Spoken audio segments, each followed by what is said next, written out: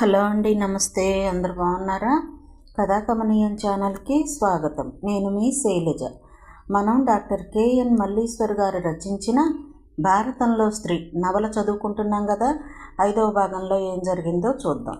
కోస్తా జిల్లాల్లో, ముఖ్యంగా తూర్పు, పశ్చిమ కృష్ణా జిల్లాల్లో ఆడవాళ్లు పొలాలకు వెళ్ళడం సాధారణంగా జరగదు. ఓ మాదిరి రైతు కూడా స్వయంగా పొలంలోకి దిగి పనిచేయడం తక్కువ. అంతా కూలీల ద్వారానే చేయిస్తారు. ఆడవాళ్ళు ఎప్పుడో తప్ప పొలం వైపు రారు. అలా వస్తే ఆ రోజు ఊళ్ళో అది వింతే. ఆ వింతని ఆ రోజు అందరూ చూస్తున్నారు. ముట్టుకుంటే మాసిపోయేలా నాజూగ్గా ఉన్న కరుణ సుధతో కలిసి పొలంలోకి వెళ్ళడం ఊరంతా విడ్డూరంగా చూసింది. ఏంటి బుల్లెమ్మగోరు, ఆడోరంతా పొలం కేసి మళ్ళారు? గూడెం వ్యక్తి ప్రశ్నించాడు. మా ఆడపడుచు పొలం చూస్తానంటే పొలంలో ఈ చిత్రం ఏముంటుంది, బస్తీ వాళ్ళకి నచ్చుద్దా అన్నాడు. పొలాల గురించి, హలాల గురించి, హాలికల గురించి ఉధృతమైన వేగంతో లెక్చర్ బయటకు తన్నుకు రాబోతోంది. కానీ అతనికి అర్థం కాదేమోనన్న ఆలోచన ఆఖరి క్షణాల్లో రావడంతో ఆపుకుంది కరుణ. దాంతో మొహం గంభీరంగా మారింది. పొలం వెళ్ళాలంటే గూడెం దాటి వెళ్ళాలి. ఆ పరిసరాలు, అక్కడి మనుషులు కరుణకు ఆశ్చర్యంగానూ బాధగానూ అనిపించింది. రకరకాల సదుపాయాలు, రిజర్వేషన్లు ఎన్ని కల్పించినా వీళ్ళకి ఊరు చివర బతుకు తప్పడం లేదు. అపరిశుభ్రత, లేమి, అజ్ఞానం వాళ్లలో తాండవిస్తున్నాయి. ఎలా మారతారు? ఎప్పటికి మారతారు? అసలు ఎక్కడుంది ఈ లోపం? ఆలోచనలో ఉండగానే చేలో ప్రవేశించారు. ముందు భాగంలో డ్రిల్ బోరు, పెద్ద కుండి, దాని నిండా స్వచ్ఛమైన నీరు. రెండో పంట కోసం దుక్కి దున్నడానికి వీలుగా పొలానికి తడి పెడుతున్నారు. కొంచెం దూరంలో గట్ల మీద మామిడి చెట్లు, 3 కొబ్బరి చెట్లు ఉన్నాయి. ఆ చెట్టు పక్క నుంచే పిల్లకాలువ పారుతోంది. So beautiful. బొగ్గన చేతిలో ఆనించుకుని ఆనందంతో చూస్తోంది కరుణ. మేం చిన్నప్పుడు సెలవుల్లో ఈ చెట్ల కింద ఆడుకునేవాళ్ళం. నేను ఇక్కడికి వచ్చి 6 ఏళ్ల పైనే అయింది. సుధ తను కొత్తగా పరిసరాలను పరికించింది. దూరంగా కూలీల మాటలు గాల్లోంచి తేలి వస్తున్నాయి. ఈసారి నారు టైంకి అందక పంట రావటం ఆలస్యమైంది. లేకపోతే ఈ పాటికి సరదాగా ఎంజాయ్ చేస్తూ ఉండాలి అంది సుధ. పని జరిగే చోటుకి వెళ్ళారు. ప్రదీప్ అందరినీ హెచ్చరిస్తూ హుషారుగా పని చేయిస్తున్నాడు. మధ్య మధ్య అతను కూడా వరి పనులను బాదుతూ గింజలు రాలుస్తున్నాడు. కానీ మధ్యలోనే ఎవరో ఒకరు అతని చేతిలోని పనిని లాక్కుంటూ, నీకెందుకు చిన్నయ్య ఈ పని అంటూ తమ అభిమానాన్ని ప్రదర్శిస్తున్నారు. కరుణ సుధలను చూసి, మొత్తానికి అన్నమాట నిలబెట్టుకున్నారు అన్నాడు. ఏం నిలబెట్టుకోవడమో ఏమో, మా అమ్మను ఒప్పించేసరికి తల ప్రాణం తోక్కొచ్చింది. ఓ పట్టాను ఒప్పుకోదు. ఆడపిల్లలు పొలం వెళితే నలుగురు నానా రకాలుగా అనుకుంటారని ఒకటే గొడవ. చివరికి కరుణ, ఆడవాళ్ళు అంతరిక్షంలోకి వెళుతున్నారు, పొలానికి వెళితే తప్ప అని వైనాలుగా క్లాస్ తీస్తే నోరెళ్ళబెట్టి చివరికి పంపించింది. అయితే కరుణ మా అమ్మకి తగిన మనవరాలే అన్నాడు. నేను అదే అంటున్నాను మరి. కరుణకు వినపడకుండా ప్రదీప్ దగ్గర గొణిగింది.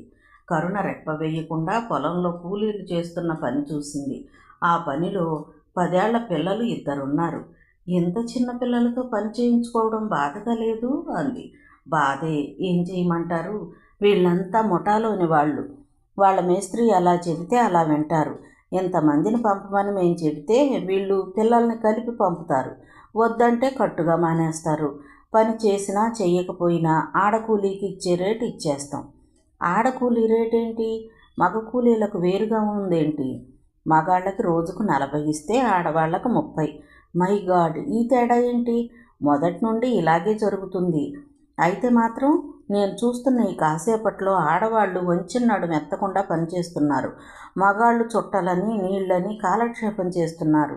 నిజమే, ఈ పని విషయంలో మగాళ్ళ కన్నా ఒకంత సమర్థత ఎక్కువే ఉంటుంది ఆడవాళ్లకు. మరి ఈ సిస్టమ్ ఎలా డెవలప్ అయిందో ఆ సంగతి తర్వాత మీకెప్పుడు తప్పనిపించలేదా? నిలదీసింది. అమ్మో, వాతావరణం హాట్గా ఉంది. నేను ఆ చెట్టు కిందకి పోతా. సుధ పరుగు తీసింది. చెప్పండి, రెట్టించింది. నిజం కరుణ, చిన్నప్పటి నుండి చూస్తుండడం మూలంగానో ఏమో తప్పు అన్న ఆలోచన ఇంతవరకు నాకు ఎప్పుడూ రాలేదు.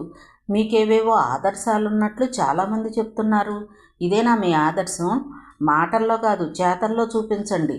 కూలీ రేట్లు సమానం చెయ్యండి. పిల్లల్ని పొలంలోకి రానివ్వకండి. ఇది నా ఒక్కడితో ముడిపడిన విషయాలు కావు. ఊళ్ళో రైతులు ఒప్పుకోరు. కట్టుబాటు మీద ఉండాలి, లేకపోతే చాలా గొడవలవుతాయి. భయపడుతున్నారా? హేళనగా అంది. భయం కాదు, ఊరంతా గందరగోళం అవుతుంది. ఇవన్నీ చేతగాని మాటలు. లాభాలన్నీ మీరే అనుభవించాలి. ఇవ్వలేనని చెప్పండి చాలు. అతడి మొహం కందగడ్డలా మారిపోయింది. మొదటి నుంచి నన్ను రెచ్చగొట్టి కోపం తెప్పించడం మీకు సరదాలా ఉంది. ఇదివరకటి సంగతి ఏమో, ఇప్పుడు మాత్రం ప్రదీప్ అంటే పర్ఫెక్ట్ మ్యాన్లా ఉండాలన్న కోరికే ఇలా మాట్లాడిస్తుంది. రేపు నేను మా ఊరు వెళ్ళాక ఆడాళ్లకో రకంగా మగాళ్లకో రకంగా కూలి రేట్లు ఇచ్చే ప్రదీప్ గుర్తుకు రావడం నేను భరించలేను. మీరే రకంగా అనుకున్నా పర్వాలేదు, ప్రశాంతమైన కంఠంతో చెప్పి చెట్టు కింద కూర్చున్న సుధ దగ్గరకు నడిచింది. ఇద్దరూ మాటల్లో పడ్డారు. దూరంగా సూరి పెద్ద స్టీల్ క్యారియర్ నెత్తిమీద జంబుకానా పెట్టుకుని రావడం చూసి సుధ ఎదురు వెళ్ళి, ఎంత బరువు మోసుకొచ్చావా, ఇలా ఇవ్వు, తీసుకోబోయింది. వద్దమ్మాయి గారు, ఇవేం బరువు, 1/2 బస్తా 2 మైళ్ళు మోస్తా, గర్వంగా చూశాడు. అమ్మకి దయ కలిగింది, క్యారేజీ పంపించింది, కరుణతో అంది సుధ. మళ్ళీ ఎండనబడి వస్తారేమో, చల్లబడ్డాక రమ్మన్నారండి, అందుకే ఇవన్నీ పంపారు. చిన్నబాబుకు చెప్పొస్తా. గట్లకు అడ్డం పడి పరుగు తీశాడు సూరి. కరుణ జంబుకానా చెట్టు కింద పరిచి తల కింద చెయ్యి పెట్టుకుని పడుకుని కొమ్మల్లోకి చూస్తూ, నిజంగా స్వర్గం అనేది ఉంటే ఇంతకన్నా హాయిగా ఉంటుందనుకోను. చేతిలో పుస్తకం ఉంటే ఇంకా బాగుండు. సుధ నవ్వుతూ కరుణ వంక చూసింది. అస్సలు భేషజం లేని అమ్మాయి. ఆడపడుచు హోదాతో అథారిటీ చేద్దామన్న ఆలోచనే ఉండదు. ఇంకా సౌమ్య అప్పుడప్పుడు అలా ప్రవర్తిస్తూ ఉంటుంది. ఎవరి ఆలోచనల్లో వాళ్ళు మౌనంగా ఉన్నారు. దూరంగా సూరి ప్రదీప్ చెయ్యి పట్టుకుని వస్తూ కనిపించాడు. సూరి మంచి అబ్బాయి కదూ వదినా? అవును, మా దీపు అంటే ప్రాణం పెడతాడు. వాడి దగ్గర చనువెక్కువ. అమ్మ చూస్తే ఊరుకోదు. రాత్రిళ్ళు ఇక్కడే పడుకుంటానని ఉదయం అన్నాడు. తనకెవరూ లేరా? వాళ్ళమ్మ వీడు చిన్నప్పుడే చనిపోయింది. నాన్నేమో సారామత్తులో మునిగిపోయి ఉంటాడు. తాగుడుకు డబ్బు కోసం మా సర్పంచ్ దగ్గర జీవితాంతం కమతాగాడిగా ఉంచుతానని పత్రాల మీద సంతకం పెట్టి డబ్బు తీసుకున్నాడు. దీపు కోర్టుకెళతారని బెదిరించి మరీ సూర్యుని విడిపించాడు. సర్పంచ్ డబ్బు అతనికి ఇచ్చేశాడు. అప్పటి నుండి ఇక్కడే ఉంటున్నాడు. వాడిని చదివించాలని తన కోరిక. ఇద్దరు పుస్తకాలతో అప్పుడప్పుడు కుస్తీ పడుతూ ఉంటారు. అమ్మో, తేరగా తిండి పెట్టి చదివించడానికి షావుకార్లమా అని ఆ పని ఈ పని చెబుతూ ఉంటుంది మా అమ్మ. తప్పే ఉందిలే, కష్టపడుతూ చదివితే దాని విలువ, జీవితం విలువ తెలుస్తుంది. ప్రదీప్ కాలవలో దిగి కాళ్ళు చేతులు కడుక్కున్నాడు. సూరి టవల్ అందించాడు. చేతులు తుడుచుకుంటూ, మీ మూలంగా మాకు వనభోజనాలు తినే అదృష్టం కలిగింది అన్నాడు. క్యారేజీ విప్పి పళ్ళాల్లో అన్నీ సర్దింది సుధ. సూరికి ప్రదీప్ అడిగాడు, మామగారు నాకు స్వయంగా వేసిచ్చారు అంటూ తన స్టీల్ క్యాను మూత తీశాడు. దూరంగా కూలీలు తమ క్యారేజీలు విప్పారు. సందడిగా కబుర్లు చెప్పుకుంటూ తింటున్నారు.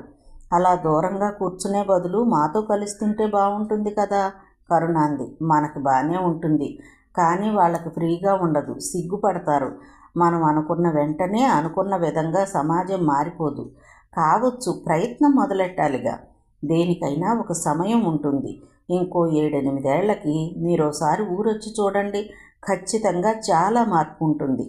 ఆ రోజు మర్నాడు పొలంలోనే సరదాగా గడిచిపోయింది. ఆ సాయంత్రం కూలీల లెక్కలు వేసి పొలంలోనే కూలీలకు డబ్బు ఇచ్చేశాడు. అందరికీ సమానంగా 40 రూపాయలు. కరుణ మొహం వికసించింది. మిగతా రైతుల సంగతి నాకు తెలియదు. నేనిక నుండి కూలీ రేట్లు సమానంగా ఇస్తాను, ప్రదీప్ అన్నాడు. వాళ్లల్లో వాళ్ళు చర్చించుకుంటూ తిరుగు ముఖం పట్టారు. థ్యాంక్ యూ అంది కరుణ. థ్యాంక్స్ చెప్పొద్దు. చెబితే మీ ఇష్టానికి నేను విలువ ఇచ్చినట్లు అవుతుంది. కానీ నేను నిజంగా ఆ తేడా తెలుసుకుని అది అమానుషంగా అనిపించబట్టి రేట్లు సమానం చేశాను అన్నాడు. ఇంట్లో పండగ వాతావరణం నెలకొంది. బామ్మ ఏమేం పిండి వంటలు వండాలో ఆర్డర్ వేసింది. అరిసెలు, కొబ్బరి బూర్లు, బెల్లం బూందీ లడ్డు, జంతికలు, కారపూస, మిక్చర్. అవన్నీ ఇప్పుడే ఎందుకు, సుధ వెళ్లే ముందు కొన్ని వండుదాం అన్న అరుంధతి మాటని కట్టి పడేసింది. ఆ సంగతి తర్వాత. ఇంట్లో చుట్టాల పిల్ల ఉంది. రేపో మాపో అల్లుడొస్తాడు. 4 రకాలు వండుకోకపోతే ఏం మర్యాద? నువ్వు చేయలేకపోతే చెప్పు, నడుం బిగించడానికి సిద్ధమైంది బామ్మ. సణుక్కుంటూ పనిలో పడింది అరుంధతి. చుట్టుపక్కల వాళ్ళ 4-5 పిలిచి వాళ్ల సాయంతో 2 రోజుల్లో పిండి వంటలు పూర్తి చేసింది. తాను కోరినట్లే ప్రదీప్ ఊరు వెళ్ళడం మానేసి ఇంట్లోనే ఉంటున్నందుకు కరుణకు ఆనందంగా ఉంది.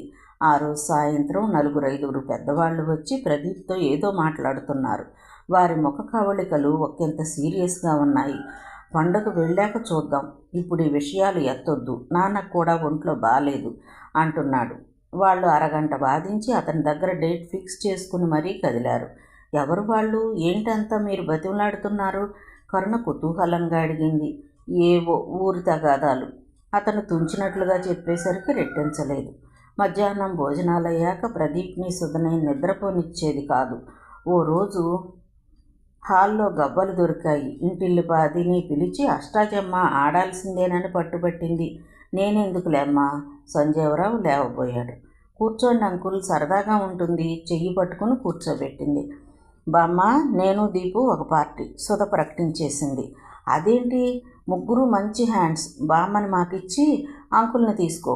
బామ్మ లేకుండా సుధ లేదు, అయితే ప్రదీప్ గారిని మాకిచ్చేయి. సారీ, కుదరదు. అలా అంటే ఎలా? ప్రదీప్ మాకు కావాలి అంది. ప్రదీప్ ఆమె వంక చూశాడు. ఆ మాట అతనికి విచిత్రంగా ఇష్టంగా తోచింది. పోనీలేమ్మా, నేనుండగా నీకు భయమెందుకు? 10 నిమిషాల్లో వాళ్ళని పుట్టుగొద్దు ఎక్కించకపోతే అడుగు, హుషారుగా అంది అరుంధతి. నవ్వులు అరుపులతో వరండా దద్దరిల్లిపోతోంది.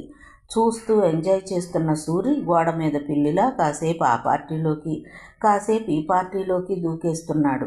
అతనికి స్వతహాగా ప్రదీప్ అంటే ప్రాణం. కానీ బస్తీ నుండి వచ్చిన అమ్మాయి గారు ఆత్మీయంగా మాట్లాడుతూ అతని మనసును దోచేశారు. పండక్కి చొక్కా కొనుక్కోమని డబ్బులు కూడా ఇచ్చేశారు. అందుకే ఎవ్వరినీ నొప్పించకుండా ఇద్దరికీ ఒత్తాసు పలుకుతున్నాడు. సాయంత్రం వరకు ఆటపాటలతో గడిచిపోయింది. సాయంత్రం సిటీ బస్సుల వాళ్ళు చందాలకు వచ్చారు. వాళ్లకు డబ్బులిచ్చి ప్రదీప్ విసుక్కుంటూ వరండాలోకి వచ్చాడు. అంత విసుగు దేనికి? కష్టపడే వాళ్ళకిస్తే తప్పేంటి? కరుణ అంది. తప్పని కాదు, అసలు చందాలు ఇవ్వడం ఏ ఉద్దేశంతో ప్రారంభమైందో తెలుసా? ఇది కేవలం రైతులకు ఉద్దేశించింది. దసరా టైంకి రైతులు తమకున్నదంతా ఊడ్చి పంటలు వేస్తారు. ఆ సమయంలో ఒక్కోసారి వాళ్ళకి తినటానికి తిండి కూడా ఉండదు. అందుకే మిగతా వృత్తుల వాళ్ళు చందాల రూపంలో రైతులను ఆదుకుంటారు. కానీ ఇప్పుడు అసలు స్వరూపమే మారిపోయింది. రైతులు తప్ప మిగతా వాళ్ళు పనులు చేస్తున్నారు. ఒక్క దసరాకే కాదు, సంక్రాంతి, వినాయక చవితి, దేనికి పడితే దానికి. మరి మాకు విసుకురాదా? ఈ చందాల వెనుక ఎంత చరిత్ర ఉందని నాకు తెలియదే. మొత్తానికి మీ ఊరు రావడం కాదు కానీ నాకు చాలా జ్ఞానం సంపాదించినట్లుగా ఉంది అంది. మిగిలిన రోజుల్లో రాధిక వాళ్ళ ఇంటికి ఒకసారి తీసుకువెళ్ళింది సుధా. రాధిక వాళ్ళ బాబుకి 8 నెలలు నిండాయి. చాలా ముద్దుగా ఉన్నాడు. కరుణ, సుధ ఇద్దరూ వదిలిపెట్టలేకపోయారు. ఇంకో రోజు ప్రదీప్ కరుణని గంగానమ్మ చెట్టు దగ్గరకు తీసుకువెళ్ళాడు. నేలకు దిగిన ఓడల్ని చూసి మహా సరదా పడిపోయింది. ఏదో పాత సినిమాలో హీరోయిన్ మర్రి ఓడల్ని పట్టుకుని ఊగుతుంది. పాట కూడా ఉంది, నేను ఊగుతాను అంది. ఓడల్ని పట్టుకుని కొంచెంసేపు ఊగిందో లేదో పట్టు తప్పి కింద ఇసుకలో పడిపోయింది. దెబ్బ తగిలిందా? కంగారుగా అడిగాడు. లేదు అంటూ లేచి కూర్చుంది. చేతులను చూసుకుంది. ఓడల్ని పట్టుకోవడం మూలంగా ఎర్రగా కందిపోయి ఉన్నాయి. మీరు చాలా సుకుమారం అంటూ చేతులు పట్టుకుని మట్టి దులిపాడు. పక్కనే ఉన్న కాలవలోంచి ఆకుదొన్నెతో నీళ్లు తెచ్చి ఆమె చేతుల్ని కడిగి కర్చీఫ్తో తుడిచాడు. అతని చేతుల్లో తన చేతులు, దగ్గరగా కనిపిస్తున్న అతని ముఖం, ఉంగరాల జుత్తు. ఆమె చాలా టెంప్ట్ అయింది. ఈ క్షణంలో మీకు మరింత సన్నిహితం అవ్వాలనిపిస్తోంది, ఫ్రాంక్గా చెప్పింది. నమ్మలేనట్లుగా తలెత్తి చూశాడు. ఆమె ముఖం నిజాయితీగా ఉంది. ఇబ్బందిగా మొహం పెట్టి చేతులు వదిలేయబోయాడు. ఆమె వదల్లేదు. మిమ్మల్ని ప్రేమిస్తున్నట్లు నా మనసుకు బలంగా అనిపిస్తుంది. మాట్లాడలేదు అతను. సమాధానం చెప్పండి, రెట్టించింది. ఇదే ప్రేమని నేను అనుకోవడం లేదు. మరి ప్రేమంటే నీకోసం ప్రాణాలిస్తానని డైలాగులు చెప్పాలా? అక్కర్లేదు. కానీ సంపూర్ణంగా ప్రేమని అందివ్వగల వయస్సు మీకు లేదు. నేను కూడా లోటుపాట్లు లేని ప్రేమని మీకు ఇవ్వగలనని అనుకోవడమూ లేదు. ప్రేమించడానికి ఇన్ని రకాల ఆలోచనలు ఉండాలా? మనసు స్పందిస్తే చాలదు. మనసుదేముంది, కాస్తంత అవకాశం దొరికితే స్పందించడానికే చూస్తుంది. కానీ దాన్ని నిలబెట్టుకోవడానికి ఎంతో కష్టపడాలి. ఏమో నాకు అర్థం కావడం లేదు. నాకు మీరంటే ఇష్టం. ఈ ఇష్టం కలకాలం నిలుపుకోవడమే ప్రేమ అనుకుంటున్నాను. కానీ కాలం అన్నింటికన్నా గొప్పది. అది సమూలంగా మన సిద్ధాంతాలనే మార్చివేయగలిగేంత గొప్పది. కొన్నాళ్లకి మీరు అలా మారిపోతే నేను మారను, నాకు ఆ నమ్మకం ఉంది. అతను నవ్వాడు, మాట్లాడలేదు. నేను ఇష్టం లేదా? అమాయకంగా అడిగినట్లు అనిపించింది. మీరంటే ఎందుకు ఇష్టం లేదు? చాలా ఇష్టం. కానీ ప్రేమ గురించి నాకు కొన్ని అభిప్రాయాలున్నాయి. దాని ప్రకారం నేను అనుకున్న లక్ష్యాన్ని చేరాకే ప్రేమ. మనం స్నేహంగా ఉందామా? మన అభిప్రాయాలు, భావాలు ఎక్స్చేంజ్ చేసుకుందాం. ఒకరి మూలంగా ఇంకొకరి వ్యక్తిత్వాన్ని తీర్చిదిద్దుకుందాం. ఇంకో 3 ఏళ్ళు పోయాక నీ ఇష్టం నా ఇష్టం ఇలాగే ఉంటే అప్పుడు ప్రేమించుకుందాం. ప్రేమించుకుని నీ ప్రేమ నా ప్రేమ అలాగే ఉంటే ఇంకో 3 ఏళ్ళు ఆగి అప్పుడు పెళ్లి చేసుకుందాం, ఉక్రోషంగా అంది. గట్టిగా నవ్వాడు. అదేం లేదులే, ప్రేమ పెళ్ళి ఒకేసారి. కాసేపు కోపంగా ఉండిపోయింది. తర్వాత లేచి నిలబడి 2 చేతులతో పరికిని పట్టుకుని కొద్దిగా ఊగుతూ, ఎంత అందమైన అమ్మాయి, ప్రేమిస్తున్నానంటే చెల్లించని ముద్దబ్బాయిని నిన్నే చూస్తున్నాను అంది. నీలాగే ఫ్రాంక్గా ఓ విషయం చెప్పనా అన్నాడు రెప్పలల్లాడించి. నువ్వు చేస్తున్న యాక్షన్కి, నీ మాటలకి చాలా ముద్దొస్తున్నావు, టెంప్ట్ చేస్తున్నావు. అలాగని కంట్రోల్ తప్పితే ఊరుకుంటావా? అందుకే నేను బ్యాలెన్స్గా ఉంటున్నాను. కానీ ఇదే ప్రేమనుకో, నా మనసు ఏది కోరితే అది క్షణాల్లో అమలు చెయ్యాలి. గబుక్కున కూర్చుండిపోయింది. అమ్మో, రౌడీ అబ్బాయివే. చాలాసేపు నవ్వుకుంటూ ఉండిపోయింది. ప్రదీప్కి తనంటే ఇష్టం, అది చాలు. అతను అంత తొందరగా ఇష్టాలను చంపుకునే మనిషిలా అనిపించడం లేదు. 3 ఏళ్ళు కాకపోతే 6 ఏళ్ళు. తను మాత్రం ప్రదీప్నే ప్రేమిస్తుంది, పెళ్లి చేసుకుంటుంది, అంతే నిశ్చయించుకుంది. ఆ రోజు భోగి పండుగ. ఉదయాన్నే లేచి ప్రదీప్ భోగి మంట వేశాడు. ముందు రోజు రాత్రే శ్రీరామ్ వచ్చాడు. సుధా ఆనందం పట్టనలవి కాదు. అందరినీ హడలగొడుతూ మర్యాదలు జరిపించేస్తుంది. తెల్లవారుజామునే అందరూ లేచారు కానీ శ్రీరామ్ లేవలేదు. ప్రదీప్ లేకపోతే సుధ వద్దని వారించింది. కరుణ ఇంట్రెస్ట్గా భోగి మంటల దగ్గర కూర్చుంది. వెలుగు వచ్చాక సుధా, కరుణ ఆవు పేడతో గొబ్బెమ్మలు చేసి ముగ్గు వేశారు. పసుపు కుంకుమలతో అలంకరించి ఒక్కో గొబ్బెమ్మ మధ్యలో రేగుపండ్లు గుచ్చి దాని మీద బంతి పువ్వు పెట్టి పెళ్లి కూతురికి చేసినంత ముస్తాబు చేశారు. వదిన మరదళ్ళిద్దరూ పోటీ పడుతూ గొబ్బెమ్మలు పెడుతుంటే వీధిలో అందరూ ముచ్చటపడ్డారు. ఏవమ్మా, పెళ్లికి ముందే మరదల్ని తెచ్చుకుని పనులు చేయిస్తున్నావే అని ఒకరిద్దరు సుధతో హాస్యమాడారు. ఏమైనా అనుకుంటుందేమోనని సారీ కరుణ అంది. పర్వాలేదులే వదిన, ముసిముసిగా నవ్వుకుంటూ అంది. సుధ మనస్సు తేలికపడింది. శ్రీరామ్ వచ్చిన దగ్గర నుండి బోరుగా ఉంది. ఎంతసేపని కబుర్లు చెప్తాడు? అతనికి పేకాట వచ్చు, కానీ ఆడేవాళ్లే లేరు. సుధా, నువ్వెలా కాలక్షేపం చేస్తున్నావో కానీ గొప్ప బోరుగా ఉంది అన్నాడు. నేనున్నా కూడానా? బొంగమూతి పెడుతూ అంది. నువ్వెక్కడుంటున్నావు? ఎవరో ఒకరు పిలుస్తూనే ఉన్నారు. అసలు పట్టుమని గంట కూడా నాతో గడపడం లేదు. సరే సరే, ఇప్పటి నుంచి మీతోనే ఉంటాను, ఇక్కడే సెటిల్ అవుతూ అంది. వద్దులే, అందరూ నన్ను తిట్టుకుంటారు. అవును, కరుణేది? అసలు కంటికే కనిపించనంత బిజీ అయిపోయింది. తనకి ఈ ప్లేస్ బాగా నచ్చిందట. మా దీపుని చేసుకుని ఇక్కడే ఉండిపోయేలా ఉంది. క్షణాల మీద శ్రీరామ్ మొహం సీరియస్గా మారిపోయింది. సుధా హాస్యంగా కూడా అమ్మ దగ్గర ఇలాంటి మాటలు మాట్లాడొద్దు, తనకిష్టం ఉండదు. తప్పేంటి? అసలు మా దీపుకి ఏం తక్కువ? వద్దు, వాదాలు వద్దు. ఎవరికి తీసిపోరు. కానీ చూచాయిగా అమ్మకి ఇష్టం లేనట్లు నేను గ్రహించాను. ఇంకెప్పుడు ఆ ప్రసక్తి నా దగ్గర తీసుకురావద్దు. తెస్తే ఇంకో శ్రీరామును నువ్వు చూస్తావు. విసురుగా వరండాలోకి నడిచాడు. సుధా ఆనందమంతా ఉఫ్ఫుమని ఊదేసినట్లుగా అయింది. ఈయనకే ఇంత కోపం వస్తే ఇది అసలు జరిగే పనేనా? వాళ్ళ ఆశల్ని తను ప్రోత్సహించింది. ఇప్పుడు చూస్తే పెద్దవాళ్ళు ఒప్పుకునేలా కనిపించడం లేదు. భవిష్యత్తులో ఎలాంటి గొడవలు రానున్నాయో తలుచుకుంటేనే భయంతో గొంతు తడారిపోయింది. పండగైన మర్నాడే ప్రయాణం కట్టాడు శ్రీరామ్. కనుమ రోజు ఎలా పంపిస్తాం బాబు అని బామ్మ అంటే, మాకు ఆ చేదస్తాలు లేవండి అనేశాడు. మనసు చివుక్కుమన్నా ఊరుకుంది.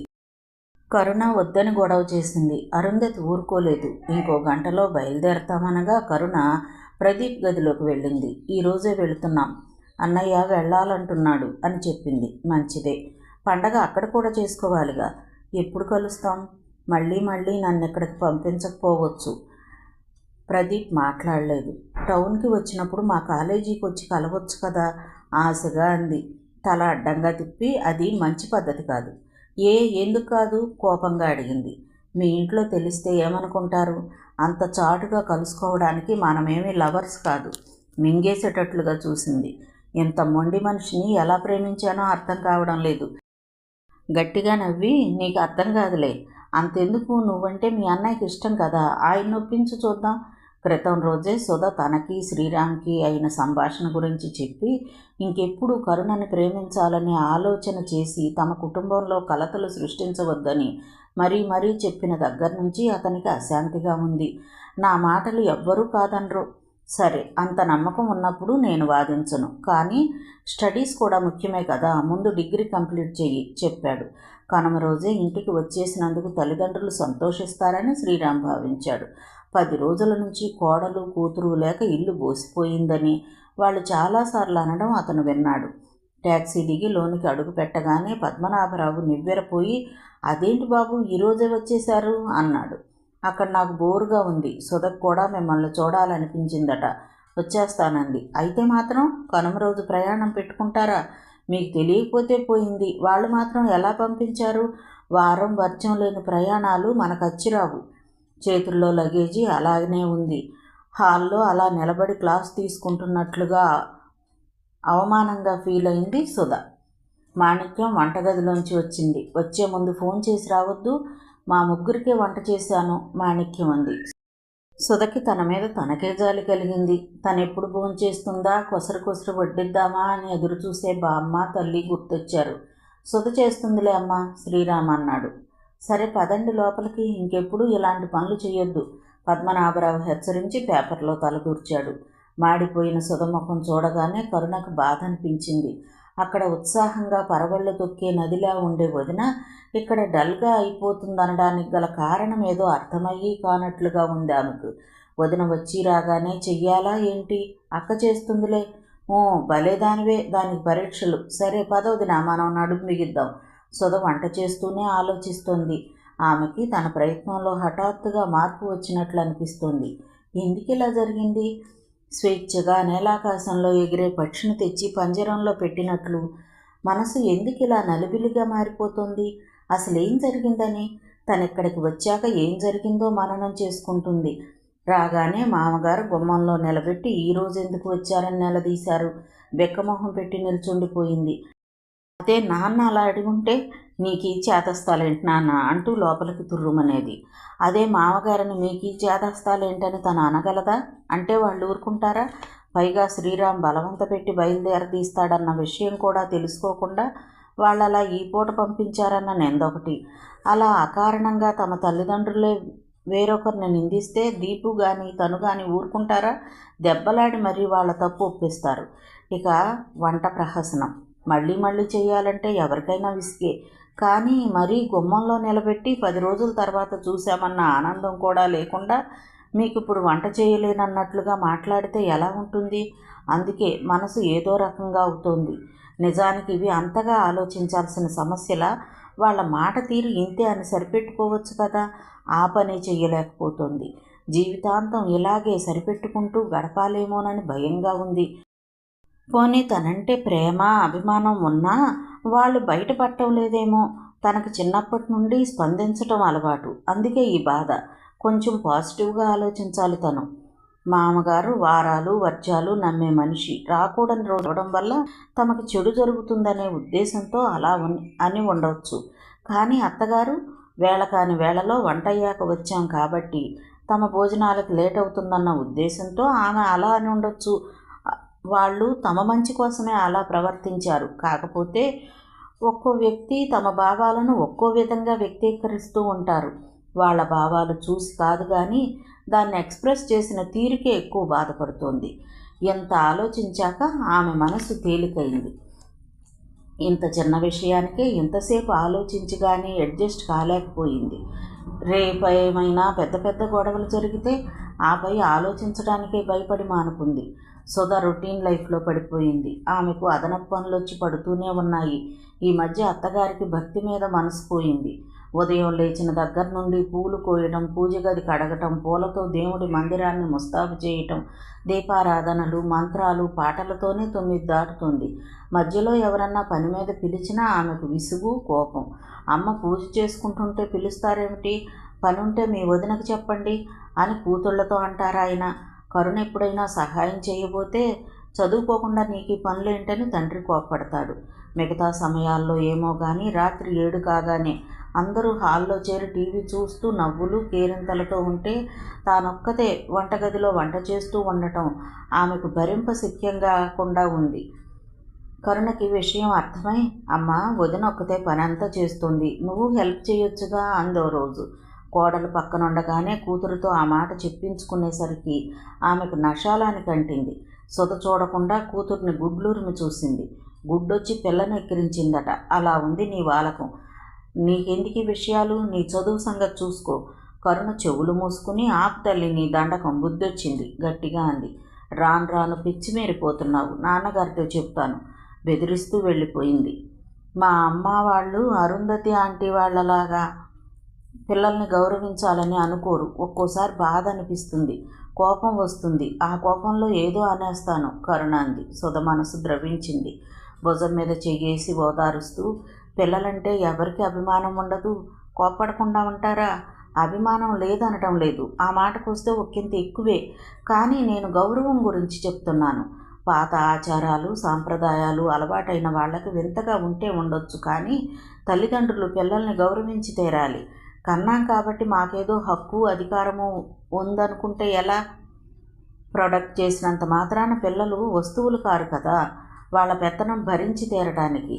పెత్తనం కాదేమో, ఓ రకమైన దగ్గరతనం ఫీల్ అయ్యి అలా ప్రవర్తించవచ్చు. దగ్గరతనం ఉంటే వాళ్ళు మనసుల్ని గుర్తించాలి, గుర్తిస్తే వాళ్ళ వ్యక్తిత్వం పెరగటానికి సహకరించాలి. అప్పుడు ఆటోమేటిక్గా గౌరవించి తీరాలి. తల్లిదండ్రులు ఎప్పుడూ పిల్లల అభివృద్ధినే కోరుకుంటారు కరుణ, సృష్టి ధర్మమే అది. అది నేను కాదనను. వాళ్ళు మన అభివృద్ధి కోసమే కష్టపడతారు, సర్వసుఖాలను త్యాగం చేస్తారు. కానీ అంతకు రెట్టింపు పిల్లల నుండి ఆశిస్తారు. మగపిల్లాడిని బాగా చదివిస్తే మంచి కట్నం వస్తుంది, ఆడపిల్లని చదివిస్తే ఇచ్చే కట్నం తగ్గుతుంది. అదీగాక కొడుక్కి పెళ్ళై కోడలు వచ్చాక వాళ్ళిద్దరూ తమకి జీవితాంతం సేవ చేయాలనుకోవడం దారుణం. వాళ్ళ జీవితాలు వాళ్ళకు ఉండవా? తమ ఇష్టం వచ్చినట్లు స్వేచ్ఛగా జీవితం గడపకూడదా? వేరు కాపురం పెడితే చాలు, కోడలు మాయ చేసి కొడుకుని తమ నుంచి విడదీసిందని, ముసలితనంలో దిక్కులేని వాళ్ళమయ్యామని సింపతి కోసం ట్రై చేయటం. నీకున్నదంతా కొడుకుల చదువు కోసం, ఉద్యోగాల కోసం, వాళ్ళ విలాసాల కోసం ఖర్చు చేయటం దేనికి? పెద్దతనంలో ఇంకొకరి మీద ఆధారపడకుండా గడపాలన్న ఆలోచన ఉండొద్దు. అలాగని పిల్లలకు చదువులు చెప్పించడం తప్ప వాళ్ళని గాలికి వదిలేయాలా? తల్లిదండ్రులందరూ ఇలా ఆలోచిస్తే పిల్లలు బాగుపడటమే ఉండదు. సుధ ఆవేశంగా ఉంది. కరుణ వాదిస్తూనే ఉంది. సుధ దీనికి ఎండింగ్ ఇవ్వాలని, ఏమో నాకంతా థింకింగ్ లేదు. మీ అన్నయ్య బాగానే చూసుకుంటున్నారు. అత్తయ్య మామయ్య నన్నేమీ కష్టపెట్టడం లేదు. సౌమ్య తన చదువేదో తనేదో. ఇక నా చిట్టి మరదలు మా ఆయన కన్నా ఎక్కువ నా గురించి ఆలోచిస్తుంది. ఇక నాకేం కావాలి? అలా అని సరిపెట్టుకుంటున్నారేమో. మీకు ఇప్పుడు సగంలో వదిలిన మీ పీజీ కంప్లీట్ చేయాలనిపించడం లేదా? కాంపిటీషన్స్కి పెయింటింగ్స్ పంపించాలని లేదా? మీరు కావాలనుకున్నప్పుడే వండుకుని కావాలనుకున్నప్పుడే తినాలని లేదు? పెళ్ళయ్యాక 5-6 ఉన్న కుటుంబంలో నా ఇష్టాలంటూ ప్రత్యేకంగా సాగుతాయా? వదిన ఆ మాటే అనొద్దు. కోడలే అన్ని పనులు చేయాలా? అందరూ కలిసి ఉన్నప్పుడు మీరొక్కరే ఎందుకు కష్టపడాలి? నేను మాత్రం నా పెళ్ళయ్యాక అతని పేరెంట్స్తో కలిసి ఉంటూనే ఎవ్వరికీ ఇబ్బంది లేకుండా, నేను బాధపడకుండా గడుపుతాను. అయితే మా అమ్మ వాళ్ళని కష్టపెడతావా? సుధ నవ్వుతూ అంది. అంటే మా విషయం తెలుసా? ఎందుకు తెలీదు? మీ అన్నయ్యతో సరదాగా అంటే వార్నింగ్ ఇచ్చారు, అందుకే. అలాంటి ఆలోచనలు వద్దని దీపుకి గట్టిగా చెప్పాను. ఊరు నుంచి వచ్చేటప్పుడు ప్రదీప్తో జరిగిన సంభాషణ గుర్తు వచ్చింది. ఇదన్నమాట విషయం. ఏం గొడవలు అవుతాయో ఏమో. అవనీ వదిన, గొడవలైతేనే సమస్యకు పరిష్కారం వస్తుంది. నాకు మాట వస్తుందేమో నేను ఎంకరేజ్ చేశానని. బాప్రే, నువ్వెంత భయస్తురాలు అనుకోలేదు వదిన. నీకేం తెలియదని చెప్తాను, సరేనా? ఓ రోజు మధ్యాహ్నం 2:30కి సుధ వంటగదిలో టీ పెడుతోంది. కరుణ చదువుకుంటోంది. మాణిక్యం హాల్లోంచి సుధా నీకు ఫోన్ పిలిచింది. ఇంటి దగ్గర నుంచి అనుకుని వెళ్ళింది. అవతల సూరి, అమ్మాయి గోరు మీరేనా? కంగారుగా అడిగాడు. ఏంటి సూరి, ఏమైంది? మీకు నిన్నటి నుంచి ఫోన్ ఎవరు చేయలేదా? దేనికి ఫోన్? ఎవరికైనా బాలేదా? ఆదుర్దాగా అడిగింది. గదిలోకి ఈ మాటలు వినపడి కరుణ అలర్ట్ అయి గబగబా వచ్చి సుధ చేతిలో రిసీవర్ తీసుకుంది. ఏంటి సూరి, నేను కరుణని అంది. చిన్నబాబు హాస్పిటల్లో ఉన్నారమ్మా, ఏలూరులోనే. మొన్న రాత్రి బాగా దెబ్బలు తగిలాయి. నన్నేమి చెప్పొద్దన్నారు, కానీ మనసు ఉండబట్టలేక చేశాను. నేను చెప్పానని చెప్పకండే. సూరి, ఏమంటున్నావు? నాకేం అర్థం కావడం లేదు. కంగారు పడకండి, బాగానే ఉన్నారు. మీరు అమ్మాయి గారిని తీసుకుని రండి, నేను ఉంటాను. హాస్పిటల్ పేరు చెప్పి ఫోన్ పెట్టేశాడు. కరుణ, ఏమైంది చెప్పు? సుధ ఏడుపు స్వరంతో అంది. మనసుకు తగిలిన షాక్ నుంచి వెంటనే తేరుకుని, ఏం లేదు వదినా, ప్రదీప్ గారికి కొంచెం దెబ్బలు తగిలాయంటున్నారు. బహుశా స్కూటర్ యాక్సిడెంట్ ఏమో. బాగానే ఉన్నారంట. మనం వెళదాం. రిక్షా పిలుచుకు వస్తానుండండి. దీపుకి దెబ్బలు తగిలాయా? ఎలా ఉన్నాడు? అయ్యో, సోఫాలో కూర్చుండిపోయి ఏడ్చేయసాగింది. మాణిక్యం కోడలి పక్కనే చేరి, ఏం కాదులే, చిన్న దెబ్బలై ఉంటాయి, ఏడవకు. నేను చెప్తున్నాగా, ఏం కాదు. ఇట్లాంటప్పుడే ధైర్యంగా ఉండాలి, ఓదార్చింది. కరుణ రిక్షా తీసుకొచ్చింది. పదండి వదిన. అమ్మ, అన్నయ్యకు ఫోన్ చేసి చెప్పు అంది. రిక్షాలో కూడా కరుణ భుజం మీద వాలిపోయి ఏడుస్తూ దీపుకి ఏమీ కాకూడదని దేవుడికి ముడుపులు కడుతోంది. హాస్పిటల్కి వెళ్ళేసరికి బయట తండ్రి కనిపించాడు. నాన్న అంటూ పరిగెత్తింది. సుధను చూసి ఆశ్చర్యపోయి, ఎలా తెలిసిందమ్మా? పర్వాలేదు, బాగానే ఉన్నాడు అన్నాడు. ఇద్దరు మనసులు కుదుటపడ్డాయి. లోపలికి నడిచారు. ప్రదీప్ మంచం మీద ఉన్నాడు. చెయ్యి ఫ్రాక్చర్ అయింది. ఒళ్ళంతా కమిలిన దెబ్బలు. భుజం మీద చర్మం లేచిపోయింది. చాలా రక్తం పోయిందట. నీరసంగా ఉన్నాడు. ఎలా జరిగిందమ్మా? లోపలికి వెళ్ళగానే తల్లుని పట్టుకుని ఏడ్చేసింది. అప్పటికి ప్రదీప్ కళ్ళు విప్పి ఇద్దరిని చూసి మందహాసం చేశాడు. ఏంటి దీపు ఇదంతా? తమ్ముడి తల నిమిరింది. ఏం చెప్తామమ్మా, అంతా స్వయంకృతాపరాధం. అరుంధతి నుదుటి మీద కొట్టుకుంది. అమ్మా, వారింపుగా అని మొన్న రాత్రి స్కూటర్ లైట్ పోయినా వచ్చేశాను. రైలు కట్ట దాటాక బండి స్కిడ్ అయింది చెప్పాడు. ఆ దెబ్బలు చూస్తుంటే యాక్సిడెంట్లా అనిపించలేదు కరుణకి. బండి మీద ఎలా జాగ్రత్తగా వెళ్లాలో సుధ 1కి 2 సార్లు చెబుతోంది. ఇక అయిపోయిందిగా, వదిలేయి సుధా అన్నాడు. ఏంట్రా అయిపోయింది? మన అదృష్టం బాగుండబట్టి కళ్ళతో చూడగలుగుతున్నాం. ఇలాంటి ఉపద్రవాలేవి ఇక ముందు రానీకు. మేము తట్టుకోలేం. అమ్మ చూడు ఎంత కుమిలిపోతుందో. అక్కడ బామ్మ పరిస్థితి ఏంటో ఆలోచించావా? ఇంతమందిని బాధ పెడుతున్నావు, అయినా నువ్వు ర్యాష్గా డ్రైవ్ చేస్తావు. నేను చాలాసార్లు చూశాగా. అతను విసుగ్గా చెయ్యి పైకెత్తి తల సవరించుకోబోయి 2 చేతులు సహకరించలేదు. అది చూసి కరుణ, ఇంకేం అనకండి వదినా, ఈసారి ఎవరి జాగ్రత్త వాళ్ళకి తెలుస్తుంది మృదువుగా అంది. ఓ గంటసేపు తమ్ముడి దగ్గర కూర్చుని చెయ్యి పట్టుకుని వదల్లేదు. ఆ రోజు సుధ హాస్పిటల్లో ఉంటానంది. అరుంధతి సంజీవరావు ఇంటికి వెళ్ళి రాత్రికి మళ్ళీ వస్తామని చెప్పారు. కరుణ శ్రీరామ్ వచ్చే వరకు ఉంటానంది. తల్లిదండ్రులు వెళ్ళిపోయాక ప్రదీప్ 2-3 సార్లు కరుణ వంక చూడటం గమనించి ఆమెతో మాట్లాడాలని అనుకుంటున్నాడేమోనని, మీ బావగారికి కంగారు పడొద్దని ఫోన్ చేసి వస్తా దీపు అంటూ బయటకు వెళ్ళింది. కాసేపు ఇద్దరూ మౌనంగా కూర్చుండిపోయారు. కరుణ, ఇలా కూర్చో, బెడ్ మీద అంతకుముందు సుధ కూర్చున్న చోటు చూపిస్తూ అన్నాడు. మౌనంగా వచ్చి తలదించు కూర్చుంది. కరుణ, ఏ విషయమైనా నేను ఫ్రాంక్గా మాట్లాడొచ్చా అడిగాడు. తలూపింది. ఏదైనా ఇబ్బందిగా ఫీల్ అవ్వవు కదా? అవ్వను మెల్లగా అంది. కానీ తలెత్తలేదు. దెబ్బలు నొప్పిగా ఉన్నాయి. ఈ పెయిన్ నుంచి మైండ్ డైవర్ట్ చేసుకోవడానికి మీతో రొమాంటిక్గా మాట్లాడాలని ఉంది. మాట్లాడలేదామె. ప్రేమించడం లేదంటాడు, ఫ్రెండ్ని అంటాడు, ఇప్పుడు ఈ మాటలు అంటున్నాడేమిటి? ఇప్పటికిప్పుడు నా మనసుకు వచ్చిన ఆలోచన అది. నిజానికి చెప్పకూడదు కానీ ఆగాడు. ఓసారి తలెత్తి చూసింది. మొహం కొత్తగా దీప్తివంతంగా ఉంది. అంత నీరసంలోనూ కళ్ళు మెరుస్తున్నాయి. మనిషిని అంతా చూసింది. ఒంటి నిండా దెబ్బలే. తలదించేసుకుంది. కళ్ళ నుంచి నీళ్లు బెడ్ మీద టప్ టపమని పడ్డాయి. అతడు చూడనే చూశాడు. కరుణ, ఎందుకు ఏడుస్తున్నారు? Please control your self. అసలు విషయం ఏంటంటే, నా మాటలకా? సారీ. అందుకు కాదన్నట్లుగా తల అడ్డంగా తిప్పింది. మరి? ప్రశ్నార్థకంగా చూశాడు. మిమ్మల్ని ఇలా చూస్తుంటే బాధగా ఉంది. ఓ అదే, మీరు ఇంకా చాలా ధైర్యం గల అమ్మాయి అనుకున్నానే. ఎంత ధైర్యం ఉన్నా ఇలాంటివి ఎవరైనా తట్టుకోగలరా? నువ్వు సుధలాగా. సారీ, మనసులో బాధ తట్టుకోలేక.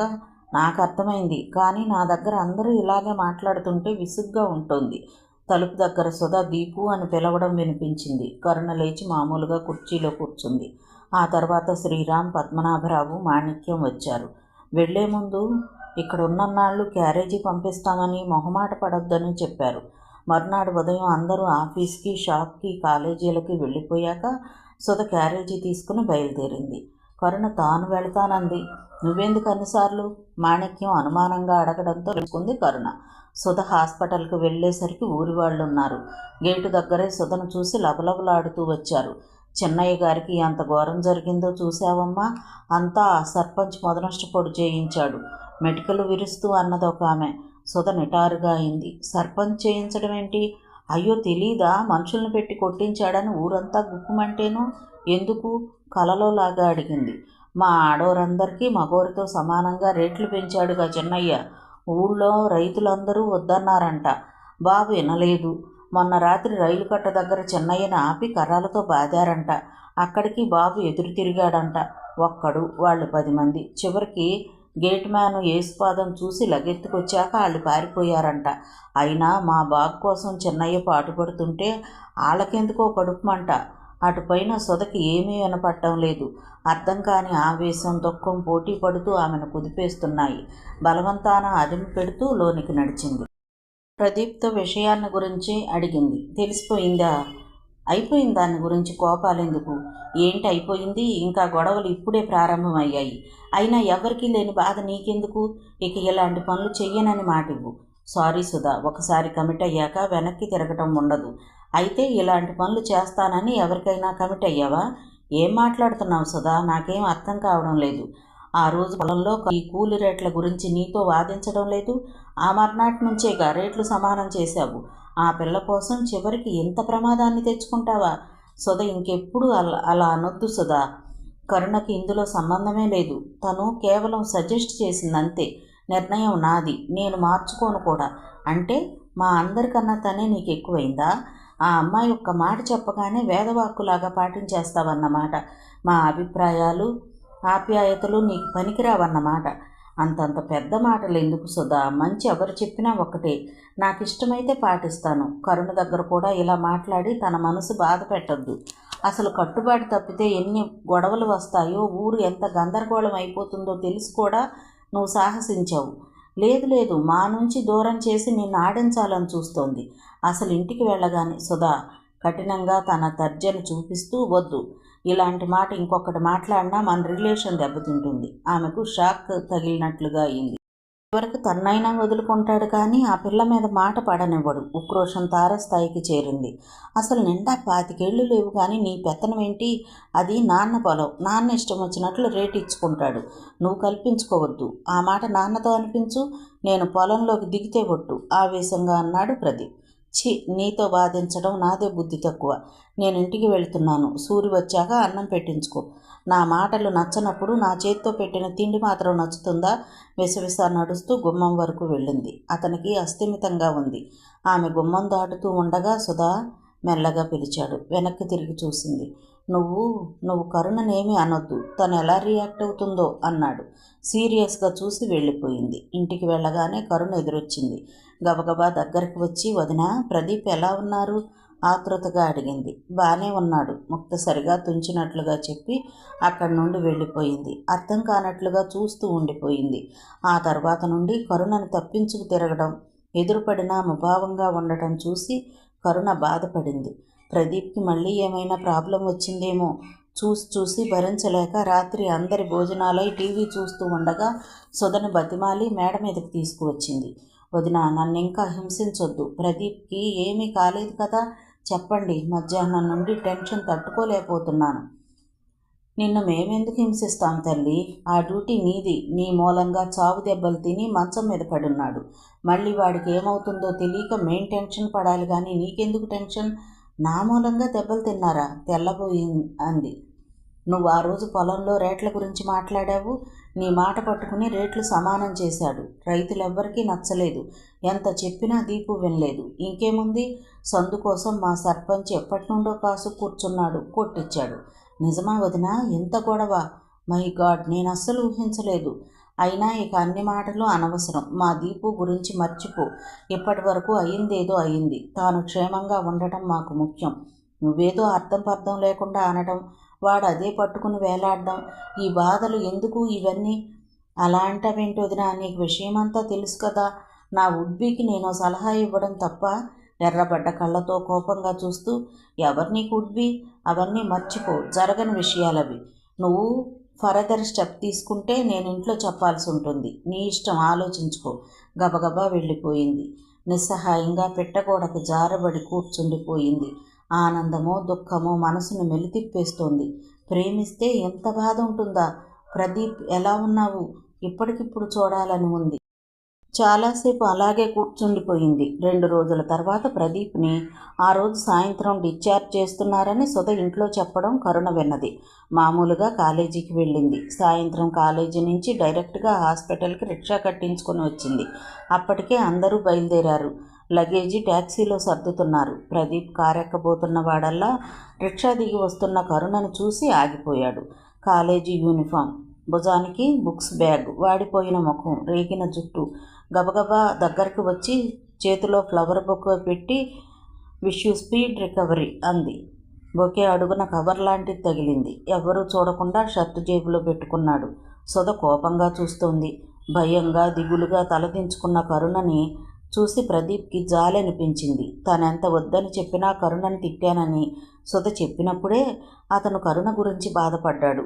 ఇప్పుడు ఇలా దిగులుగా ఉన్న కరుణను చూసి అతనికి నిరుత్సాహంగా కూడా అనిపించింది. ఎంతమందిని బాధ పెడుతూ తను తన పంతాన్ని నెగ్గించుకుంటున్నాడు. అందరూ ట్యాక్సీ ఎక్కారు. ఏమ్మా, ఇంటికే కదా, నువ్వు ఎక్కు, మీ వదిన కూడా ఉంది కదా, సంజీవరావు ఆదరంగా అన్నాడు. వద్దండి, ట్యూషన్కి వెళ్ళాలి, నెమ్మదిగా చెప్పింది. ప్రదీప్ వెళ్ళొస్తానన్నట్లుగా చూశాడు. తలూపింది. ట్యాక్సీ కనుమరుగయ్యే వరకు చూసి ఈశ్వరమంటూ రిక్షా దగ్గరకు నడిచింది. ట్యాక్సీలో ముందు సీట్లో మనవడి పక్కనే కూర్చున్న బామ్మ, ఈ పిల్లని చుట్టూతా తిరుగుతోందిరా బొంగరంలా. ఎందుకంటావు? ఎవరికీ వినపడకుండా అడిగింది. ప్రేమిస్తుందో ఏంటోనే, తాను అంతే రహస్యంగా చెప్పాడు. నిజంగానా? ఆవిడ ముఖం వికసించబోయింది. వాళ్ళింట్లో వాళ్ళు ఒప్పుకోవద్దు, నువ్వేం ఊహించేసుకోకు. ఎప్పుడు ఎవరు ఎలా మారతారో ఎలా చెప్పగలం? అంతేలే, ఎవరికెంత ప్రాప్తమో. చేతులు జోడించి వేదాంతిలా అంది. కరుణ ఇచ్చిన కవర్ షర్టు జేబులోంచి గుండెను తడుతోంది. ఆత్మీయంగా ఫీల్ అయ్యాడు. జేబుని హృదయానికి హత్తుకున్నాడు. చిన్నారి కరుణ, ఏం రాసుంటావురా ప్రేమగా అనుకున్నాడు. ఇంటికి వెళ్ళగానే రైటింగ్ టేబుల్ ముందు కూర్చుని కవర్ తీశాడు. సంధ్య చీకట్లు ముసురుకుంటున్నాయి. టేబుల్ లైట్ వేశాడు. కవర్ ఓపెన్ చేసి చదవసాగాడు. డియర్ ప్రదీప్, నేనేదో ఏడుపు కొట్టు ఉత్తరం రాస్తానేమో, తెలుగు సినిమా కన్నీటి హీరోయిన్లలా సింపతి కొట్టేద్దామని చూస్తున్నావో ఏమో. నేనా ప్రయత్నం చేయబోవడం లేదు. నాకు చాలా ఆనందంగా ఉంది. నీకు దెబ్బలు తగిలినందుకు కాదు, ప్రమాదం జరుగుతుందని తెలిసి మాట మీద నిలబడినందుకు. మార్గం ఏర్పరిచే ముందు ముళ్ళ పొదల్ని ఎదుర్కోవాలి. చెడు ఫలితం మన మీద పడకుండా ఒకేసారి మంచి ఎలా వచ్చేస్తుంది? అందరి భయాలకి సెంటిమెంట్లకి మనం భయపడక్కర్లేదు. మన మార్గం మనకి క్లియర్గా కనిపిస్తున్నప్పుడు సాగిపోవడమే. కానీ మన జాగ్రత్తలో మనం ఉండాలి. పరిస్థితుల్ని సరిగ్గా అంచనా వేసుకోండి. కొన్నాళ్ళు ఒంటరిగా తిరగొద్దు, అది రాత్రిపూట. ఇప్పుడు అనిపిస్తోంది ఆ రోజు హాస్పిటల్లో మిమ్మల్ని చూసి అనవసరంగా ఏడ్చానే అని. ఈ అమ్మాయికి అసలు ధైర్యమే లేదనుకున్నారా?